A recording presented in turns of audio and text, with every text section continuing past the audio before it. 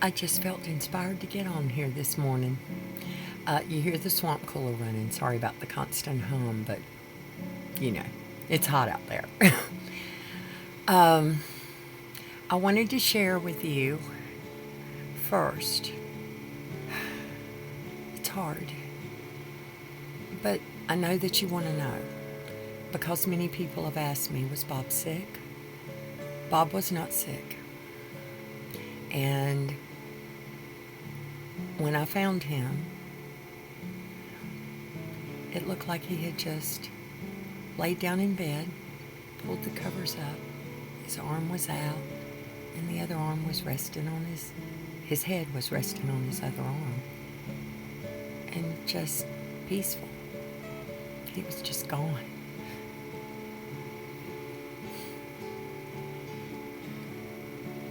And me and Mona, we still want him back.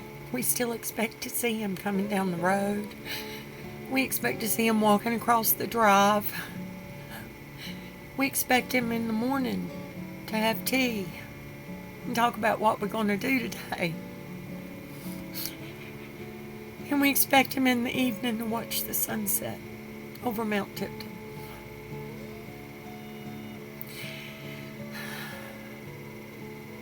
I don't know if it'll ever get easier. But right now, it is a little bit easier. It still hurts, but Father is with us. And I've written some things that I will share with you. Maybe this video, maybe another video.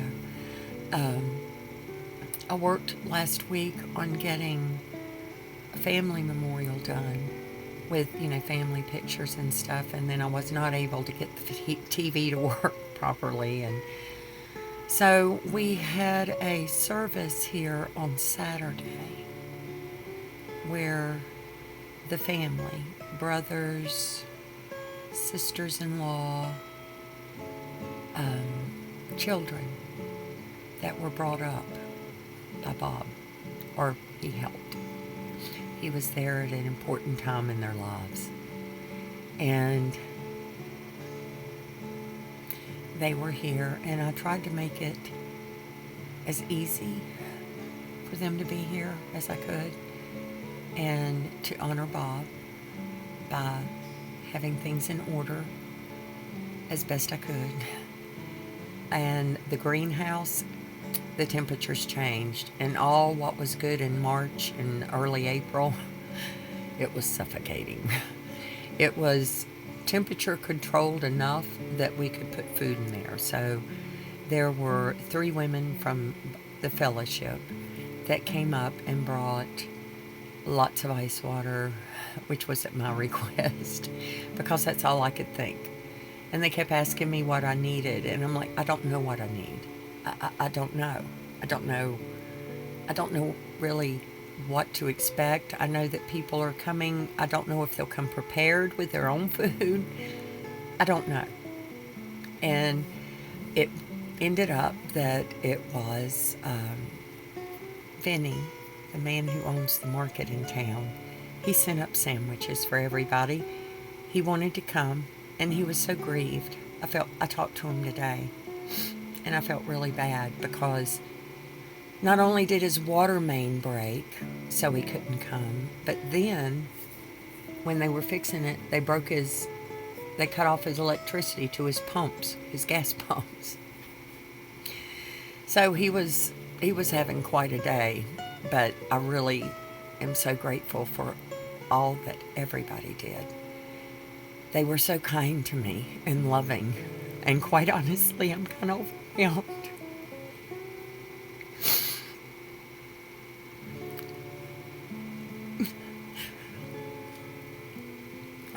I was overwhelmed most of the weekend, and it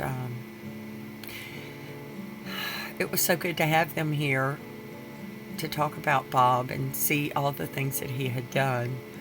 And honestly, I was so grateful to have Larry here because his older brother, thank you, Larry, he fixed the regulator in my water house, which if it's broke, you don't have any water. And so we troubleshot, because that happened days ago, and then I thought I had it was working, and then all of a sudden it wasn't working on Friday night. And the reason I knew is because I was in here and talking to one of the other brothers when my pump started screaming, "There's no water in here!" And I realized there's no water coming out the spigot. And so I quick turned off that pump. I ran to the greenhouse, turned that one off, and then I ran over to Bob's. And by the time I had run across the property and done all the switches in my panic that let's don't burn out the other pumps, I had to catch my breath. A lot. And then, they were like, "Well, you ready to learn something new?" And apparently I wasn't, because I had a little meltdown and I just started crying.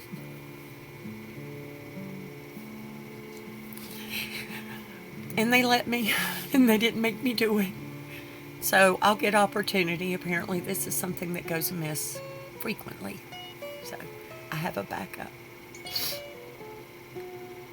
I also have a friend who is electrician, welder.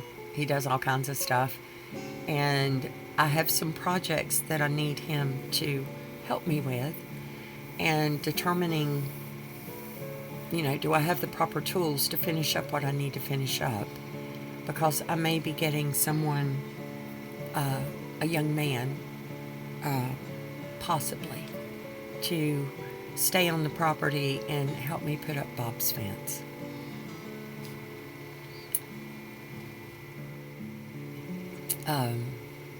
He has all the supplies to build a fence in the front yard, and so I just need help. I don't think I should be using the auger.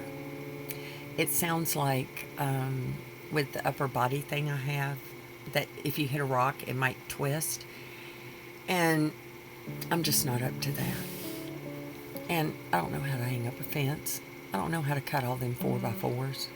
Well, I could, but I'm not the perfectionist about those things that Bob was. We might wind up with a wonky fence. And the whole point of that was he was going to make a pasture land. So he had just finished the water supply out there so that we could keep it watered. And now I'm just thinking a fenced-in area, and Mona could be out there and she can enjoy not being on, tied up. She can be a little more free. So there's that project. Okay, I'm going to show you some little clips of videos of things that I have done that I did not have to do before. And y'all have heard me talk about water hauling. And I need to get that done while I can. And, well, I can use my truck. But what I can't use my truck for is hauling off some of the bigger items that are here that need to go. The man that was staying here on the property, verbally abusive to me after everybody left, I pretty much had to give him an ultimatum: get off my property or I'm calling the police. And so within 24 hours, he actually had done all the work and got it out of here. I think part of it was he thought that I could do the things, and it did no good to remind him that I'm a girl and that I'm disabled for a reason. Not just what's the PTSD. I'm disabled because my body was injured severely and has never got better. So I just have to guard myself. And if I want to do my daily chores, I cannot be lifting boxes of wood, heavy plywood. I can't be doing that. Sorry. So he's a man. He could do it. Even disabled, and though he couldn't stand up without holding on to something, he managed to get everything out. So I have a young man from town that I've been given his name, and he came out and he helped me get the greenhouse a little more ready. We talked about some of the things I need to have done. One of those things that I did was I had to call the ducks, because there were the two drakes who were typical male ducks. So it's not like I could give them away as pets. They're not pets. And they were too old to eat. So I took care of that. And then the young man is going to come out and he's going to help me muck out the annex. And I'm going to use it. We had talked about doing that anyway, Bob and I. That once we dealt with the ducks, we would use it for storage to keep the hay from the cows. One, and to keep the food secure and close to the duck pen. And right now we have it on the water tanks, and it would be, I think it'll work well in there. It can be shaded. I'll have to get it up off the ground, so that and it's in plastic bins, storage bins. And so that's another project. And I was not alone completely on the property until Saturday evening. So I went through Saturday evening and all day Sunday and today. And I went out this morning and I hauled water, and I helped the woman who was, oh my goodness. Okay, let me describe this to you. You'll see pictures. I'll show you pictures while I'm describing, and maybe even a little video. I took a video for the girls when I first did it, because I had been with Bob. I knew how to do it, but I was terrified. It doesn't matter that I've done it. If I have never done it, I'm going to be terrified. And I'm going to be a little bit anxious when I go back and do it again anyway, and I'm going to tell you why. Okay, you got this big hose that comes out. You've got a great big tank you're going to put it in. The end of it is this big around, heavy metal pieces that come out about this far, and then they go down like that. You put a quarter in and water starts coming out. So apparently, I'm pretty sure I hold 6 quarters. 6 quarters. Because I've tried to put the 7th in there. And when the water's coming out, there's no way to shut it off that I'm aware of. I don't even know that turning off the machine would work. But what I discovered was, if it does that, if you just lift it up and put it on the holder, apparently the way it drapes down and comes back up, that stops the water. Well, as I'm pulling up, there's a girl standing in her pickup truck, and she's put in one too many quarters. And now all the water is just flooding out, and she didn't know. And she's sitting there flooding the parking lot where you're going to be parking and trying to get your water. And I'm like, put it on the holder, put it on the holder.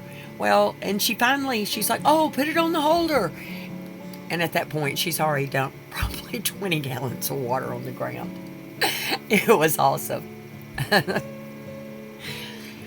So I pulled up, I got out, and I explained the system to her. And I said, if it does it again, you'll lose some water when you're doing it, but it will stop it. I said, because when it happened to me, I panicked too. I didn't know what to do. And so she was very grateful and finished up. And she's like, I'm so sorry, because she was wearing mud boots. I was wearing my moccasins, which are now very wet. But I live in the desert. They'll get dry pretty quick. So, let's see. Was there anything else? I think that's all. I just wanted to catch you up. And I may be putting out more videos, but I'm looking at this one and I haven't messed up too bad, so you might see the whole thing. So I'll try not to make it too long and just interject some of the things. For the service,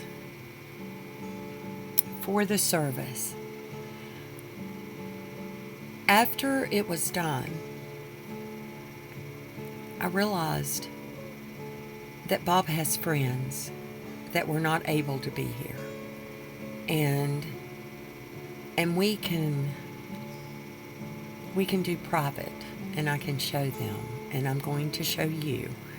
And this is a text I sent to my friend who was not able to attend. And I hope she doesn't mind me sharing it with you. It's my words. So here was what I sent her. Let's see, what time was that?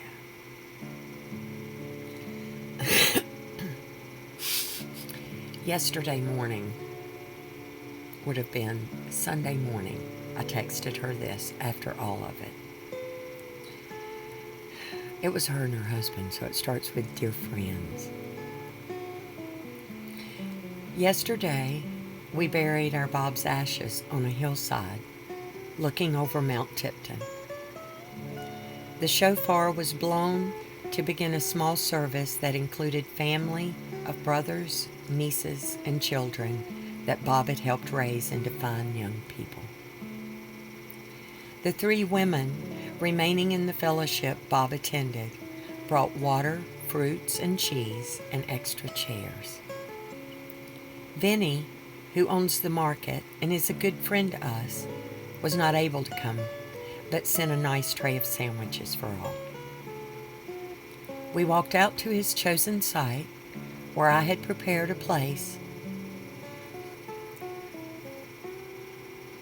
surrounded by red lava rocks I had brought up to the site. I had encouraged everyone to look out for more of the red stones to place, not knowing that it's a tradition to do that. Baruch, the pastor, he spoke a few words and read scriptures, and then we said goodbye. As the shofar was sounded again through the desert,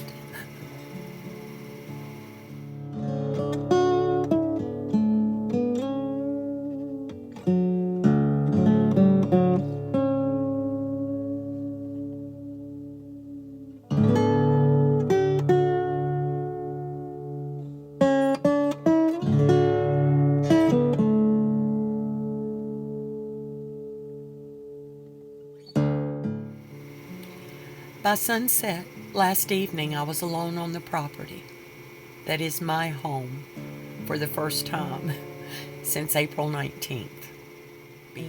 And yes, this is my home. It's deeded to me. I will be here. I don't have a plan to leave. I have a plan to follow Abba's leading. I keep hearing talk about the name of Yahweh, Elroy, the El who sees me. That was the name Hagar used when she had been sent away into the desert. Then Nathaniel was seen under the fig tree by Yeshua. I never caught the real meaning of that until watching the Chosen episode, where Nathaniel is called. I've been watching the Chosen. It's pretty good. Today is a new day. And when I cried out this morning in my sorrow, which I do every morning, he reminded me, I see you. I see you. Don't worry about tomorrow. Just live today. And I can now say how grateful I am that 3 years ago I was led into the desert. I have drank from living water, and my cup overflows. So, I concluded with, I hope she had a happy Mother's Day, and I hope that every mother out there knows you were chosen to bring life into this dark world. You are special, and you are loved by the Creator of all things, the giver of life. I love y'all.